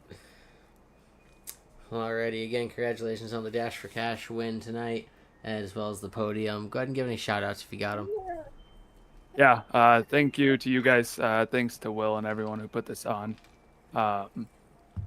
Putting up their own money and everything like that. That's not a lot of people do that, so I respect that, especially with it being a free league. They host all this, so you guys do a great job too. I love watching the broadcast back, and it's a fun league. I just want another win in this, but I love talking to you guys. That means I did something good. So hopefully I'll be back here next week or at Charlotte. But yeah, thanks again to you guys. Yeah. Absolutely. Well, you go ahead and have yourself a great night. All right, you as well. Thank you guys. And that was Tyler Johnson, our Dash4Cash winner and P3 finisher here at Kansas. Our special interview of the night, I do want to bring up the driver that took the no tire call there at the end. Ended up finishing in P8. It was really strong for portions of the night. We got Jade here. Jade, Jonathan, and Michael in the booth. You got a copy? Yes, sir, I do. Well, we saw some strategy there at the end from you. We watched the no tire stop, the fuel only. It didn't pay off, as well as being towards the front. But you were still in P8. You had a strong truck all night. And I guess just, give us your view of how the race went. Normally when I come into these races, I just kind of know, I'm not the fastest guy. I know I have a lot to learn. But my goal every night is top 12, so I can I can point my way into the playoffs. Maybe get lucky. Later in the season, and so I avoided some wrecks. They got up towards the front, and I actually felt really racy, and I was like, all right, I actually feel pretty good about myself. Let's actually get up here. Then we had one more caution, then I ended up coming down, put fresh tires on the truck, filled it up, and I just blew through the field in about 3 laps. Was back up a few spots back from where I started, and then we had that long green flag run where everybody came down, but the 37 and we just kept running, and I know I was pretty excited in the truck there when I realized I was leading. I was like, oh my god, I got bonus points. I haven't led laps since Daytona, and we just kind of. I knew I wasn't gonna win. I knew I was not gonna win the race, but my goal was to stay up as close to the front as I possibly could, and I was actually gonna try to save that last stint, and but my keyboard came unplugged, so I couldn't turn the truck off. So I was like, oh man, just the whole strategy went out the window, and. I was like, you know what? It is what it is. I got good points. I got a bonus point. We're fine. We'll finish where we are, and I don't really know. You know what? I came into this race wondering, because the fuel was kind of close with how it lined up. You could save. I was wondering if anyone would try it. I love the fuel save strategies, and I wish you could have at least tried it. Yeah, I was like. Because I'm slamming the I button. I'm like, come on, turn off the truck. Yeah, it's not turned off. Oh, man. I ended up mapping it to my wheel because I didn't want to reach over my wheelbase every time. I don't know if you got buttons on there, but that was a huge difference for me doing the fuel saving stuff. Yeah, I'm gonna. I might have to map something to it. I get confused because I have my endurance for my endurance car. Because Will, Kevin, Tony, myself, we do a lot of endurance racing as well, and so I'm real excited for road courses. Anyway, yeah, no, I have everything mapped for that, and I forget what the buttons are all the time. So what if we're practicing for our endurance stuff? I'm sitting there playing with all the buttons on the wheel. Like, what does this do? What does that do? And then, Well, I will mention we did just talk to somebody very recently by the name of Jonathan Cofield. I believe he does have a website and discount code for a button box. If you are interested, you can hit him up. might have to do that. Might be a really good idea, so I can save fuel next time. Yeah, no, I run a button box off of custom made off of Etsy. So I mean, they don't even have to be anything special. It's just got buttons and 2 switches. So I got the switch for ignition and starter, and then I got my pit call buttons next to it. But yeah, a button box, whether it's cheap and homemade off of a website or you get one of the good ones from a good website, it's definitely something I recommend investing into anybody that has the spare funds to do so. Yeah. Well, I think a certain payment to some broadcasters is coming up in the next few weeks. So I might have to hold off on a button box. But yeah, no, I mean it was just a good run tonight, and the guys, there was some cautions, but that was to be expected at Kansas. Kansas is full throttle for the first part of the stint. Then after that, you do have to check up a little bit to get the front end to bite to get the truck to rotate. But I was watching the 37 there when him and I were battling, and I was learning how to run the high side because I've never ran the high side at Kansas on iRacing yet. So I was like, I'm just gonna sit back here and just watch him, and I guess it was a brush up with the 96. I'm not sure entirely what happened. He's supposed to get me a lap number so I can go back and look, because I squeezed him, and then he gave me a little shot there with 2 to go. So if I did squeeze him, it's totally my fault. But I don't know. We'll have to figure that one out. But yeah, it was a good night for the for this fatal Chevrolet, and uh, I don't think it could have got any better for me. I know Javier and Tony both had some unfortunate accidents there, and didn't get the race they wanted. But I also have two DNFs on the season, so I'll take a P7.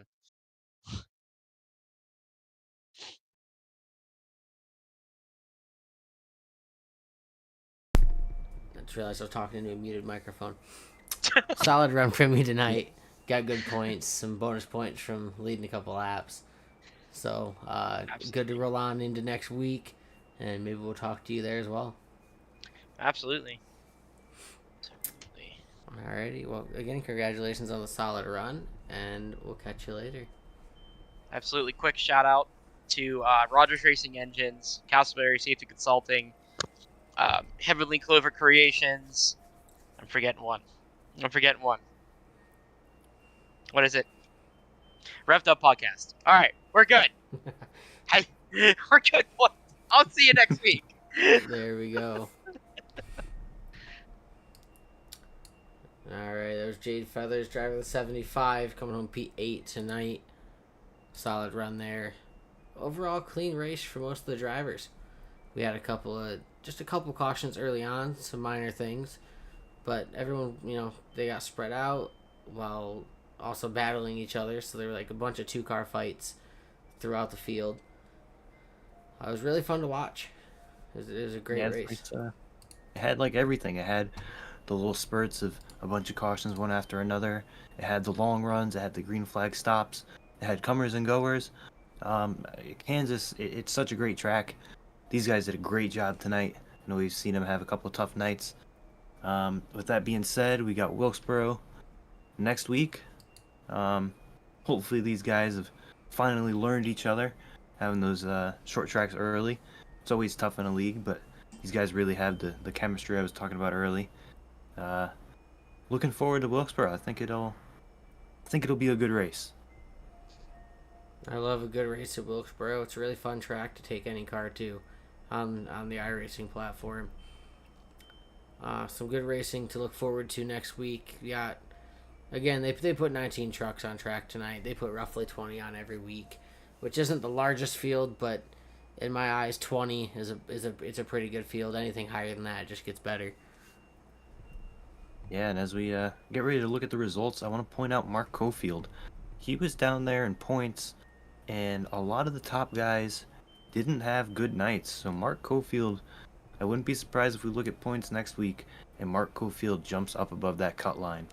You have people like Matt McDonald, Anthony Camerata.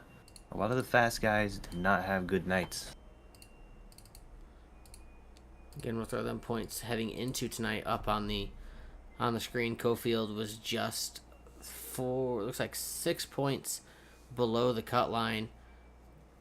Finished ahead of Jade Burr, who was the last place position for the playoffs there.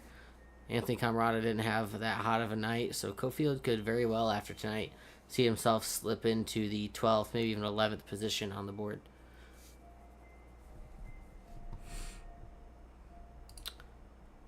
We'll throw up our race results now.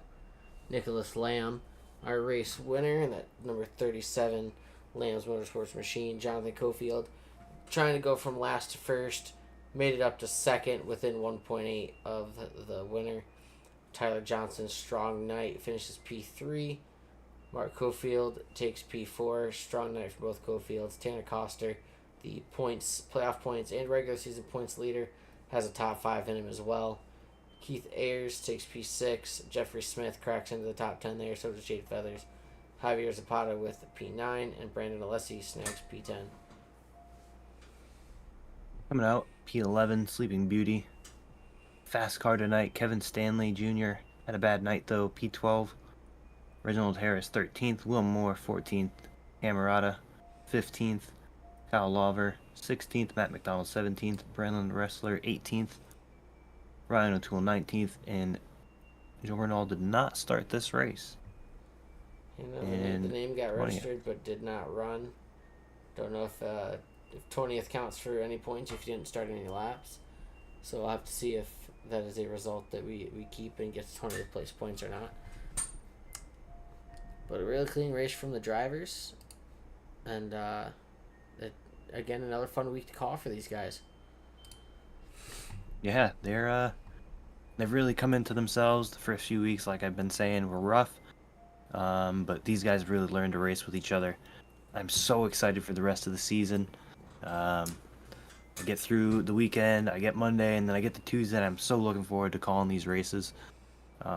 These guys are so fun to watch, and that we've learned who's who. Learned their paint schemes, except Kevin Stanley coming out with a new paint scheme every week. Yeah, Stanley. Will Moore, he bounces between... Will Moore bounces between some recognizable Dale schemes, whether it's senior or junior. He's got a Bud car, or he's got a good wrench one. But Matt McDonald came out with a Ram sponsored Toyota, so that was an interesting one to see as well. Keeping us on our toes. As much as I love easy to spot and consistency, I do also love mixing it up. I like seeing something new each week or something cool. We got to get with these guys, see if they want to look at their schedule and pick a throwback weekend. That'd be fun. Wants to do a throwback truck weekend and get something made or find something to apply.